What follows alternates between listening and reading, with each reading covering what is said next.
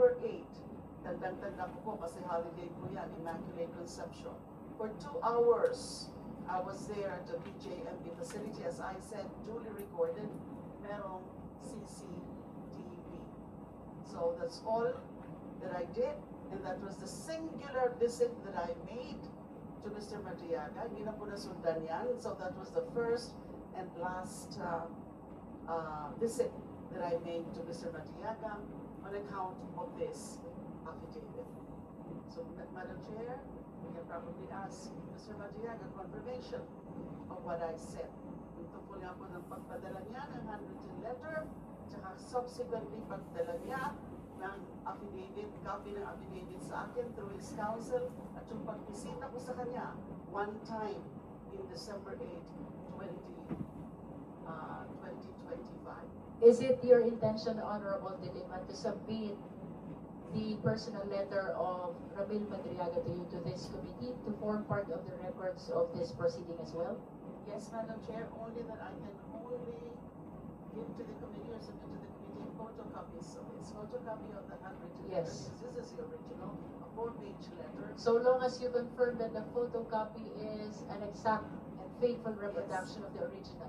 Yes, Madam We Chair. take note of that Thank you. confirmation. This is exactly the letter I received. So may we confirm from Ramil Madriaga, just to conclude the disclosure of Honorable De Lima, having sent that letter and the original affidavit to Congresswoman De Lima, maaari ho ba namin kumpirmahin sa inyo ang inyong pagkapagpadala ng sulat at original na affidavit kay Honorable De Lima? Mr. Madriaga? Magandang tanghali po, Madam Chair, sa lahat. Ako, Madam Chair, pinapanood ko. Thank you, thank you. With that, we direct the committee secretary to receive the copy of the personal letter of Ramil Madriaga to Congresswoman De Lima to form part of the records of the proceeding in this case. We further direct the COMSEC to provide copy of the same to all the members of the Justice Committee, including the ex-official, including our respondent. We shall now proceed to our clarificatory questions. Do you have other manifestation, Honorable De Lima? Are you done? Yes, at the moment, Madam Chair. Thank you.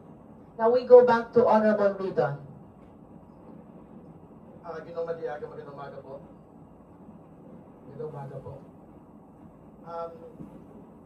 Yung mga affidavit na binabanggit po ninyo, meron po kayong firma dito. Opo, Madam Chair. So kayo po mismo yung pumirma dito sa affidavit po. Opo, Madam Chair. Walang pumirma para sa inyo. Opo, Madam Chair. Okay. Can we be specific, Congressman Ridon, because it appears that there are 2 affidavits already. The original consisting of 5 pages and the supplemental affidavit which was mentioned by the Honorable Abante.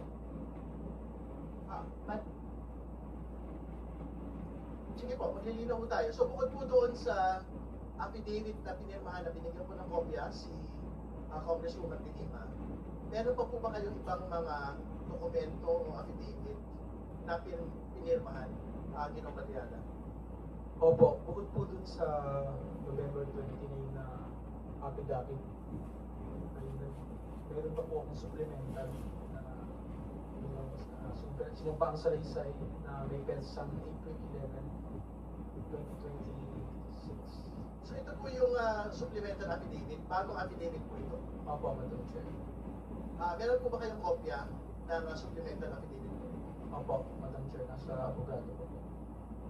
Madam Chair, kasi yung affidavit po ay nakalagay po sa records po ng komite.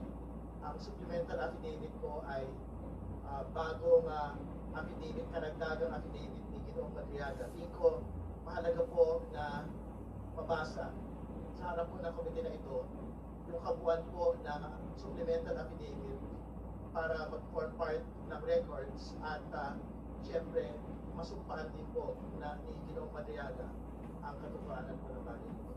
Madam Chair. So there is a request for Madriaga to read his supplemental affidavit. Do you have with you the copy? Opo, Madam Chair. Yes, if there are no objections from the members, then we we give the floor to Madriaga to read his supplemental affidavit. For the guidance of the members, we also direct the COMSEC, if it is possible, to flash in the screen the supplemental affidavit of the resource person as he read the same. Kindly provide as well copies of the supplemental affidavit to all the members.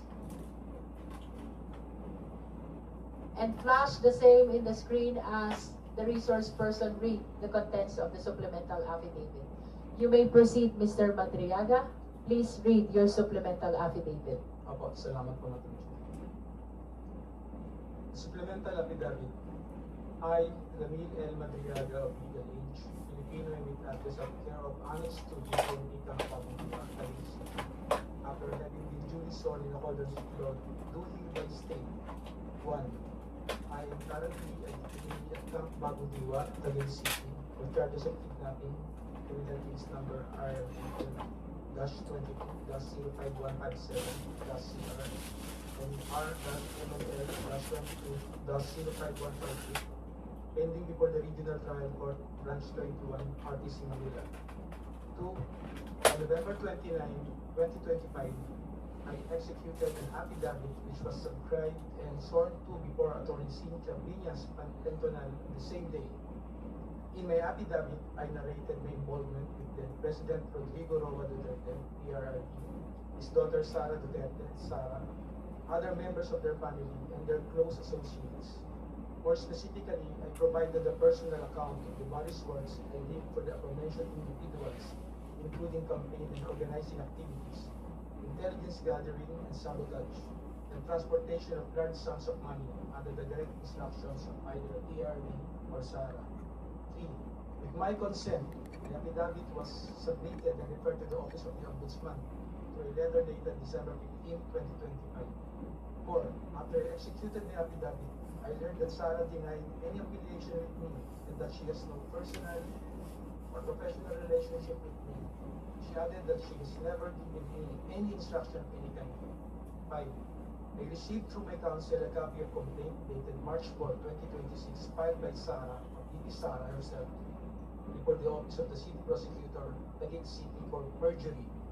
In her complaint, BP Sara reiterated that she has no personal or professional relationship with me. In fact, prior to the dissemination of the Madriaga affidavit, BP Sara had no recollection of knowing meeting or interacting with me. 6. However, her denial of any affiliation with me is absolutely false. She lied under oath in her perjury complaint against me. Hence, I decided to execute a supplemental affidavit providing further details on the narration I made in my previous affidavit with additional accounts of other orders, tasks, or works given to me by either TRD or Sara, or BP Sara. Engagement of activities with President Rodrigo Roa Duterte. 7. Prior to the 2016 national elections campaign, I was working for then Congressman Roylo Goles as one of his political officers specializing in intelligence gathering and sabotage operations. Congressman Goles decided to support the candidacy of PRRD. Hence, he introduced me and endorsed my services to PRRD during their meeting at the latter's residence in Taal, District, Bangkal, Davao City, around 2015 or early 2016. He mentioned to PRRD that I was previously under detention and that I later survived death row. Congressman Goles also added that I am his #1 asset in the National Security Council during his time as National Security Advisor. 9. When PRRD was elected president, Cong Goles' brother, Ferdinand Goles, was appointed as a member of the Board of Directors for the Basis Conversion and Development Authority, BCDA. On the other hand, PRRD directed me to serve as a counterintelligence agent for the National Security Council. 10. However, I was never under the employ of the Office of the President or any government agency. Instead, I was directly employed by PRRD. I received my salary from a certain Canlas, a PNP officer, previously from Davao, at the start of every month in the amount of 100,000 pesos to 150,000 pesos in cash. 11. As part of my duties, PRRD specifically instructed me to monitor, operate, and sabotage former Senator Trillanes. However, PRRD was apprehensive in ordering the assassination of Senator Trillanes because of the latter's support and contact in the armed forces of the Philippines. 12. Sometime in 2018, PRRD asked Sara to go to his home in Taal State, Bangkal, Davao City, to discuss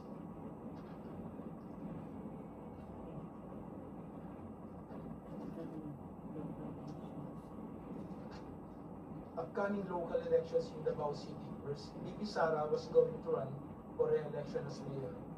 During this meeting, PRRD introduced me to Sara and told me, "Ram, ikaw na bahala kay Inday." Since then, I frequently met and discussed with VP Sara, then Mayor Sara, regarding various matters. However, she gave me strict instructions that all conversations should be done as much as possible by call and minimize text messages. 13. Furthermore, PRRD also asked me to profile individuals associated with VP Sara, then again Mayor Sara, because she is his favorite among his children. PRRD wanted VP Sara in politics instead of Paulo Duterte Pulong and Sebastian Duterte Paste, who he characterized as Baliw and Bading, respectively. Number 14. Sometime in 2021, PRRD gave me 25 million to purchase high-end motorcycles for Sara's use while she is in Metro Manila and other ordinary motorcycles for our group operations. 15. Hence, I bought two 2021 model Harley-Davidson motorcycles from a dealership in Green Hills, EDSA for around 2,500,000 pesos, inclusive of accessories, and around 2 million pesos exclusive accessories, respectively. Both Harley-Davidson motorcycles were placed under the name of my son.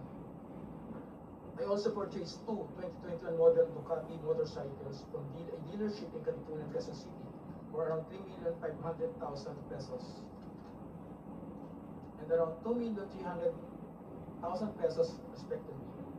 In addition, I also bought accessories for these Ducati motorcycles in the total amount of 500,000 pesos. Both the Ducati motorcycles were placed under my name. 17.